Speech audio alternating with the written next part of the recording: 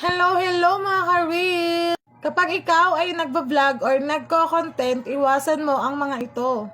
Iwasan mo ang bumulong. Kailangan po kapag kayo ay nagbablog or gumagawa ng content, dapat po buo ang inyong boses.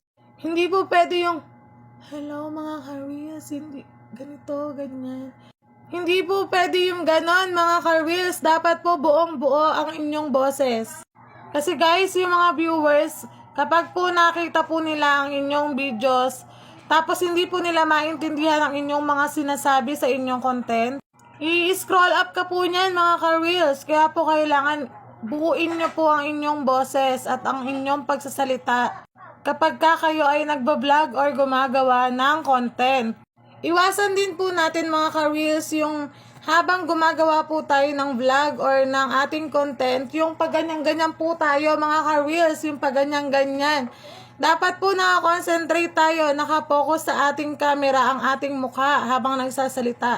Sanayin po natin yun mga ka-reels para po hindi po tayo kainisan or halimbawa, hindi po tayo i-scroll up ng ating mga viewers. Pangatlong, dapat po nating iwasan kapag po tayo ay gumagawa ng content, dapat po dun po tayo sa hindi maingay para po mas maintindihan ng ating mga viewers yung ating mga sinasabi. At ang last but not the least na dapat mong iwasan kapag ikaw ay gumagawa ng content, yung ganyan guys, yung ganyan, yung hindi kanya tas palingon-lingon ka pa, bumubulong ka pa, yon ganun guys.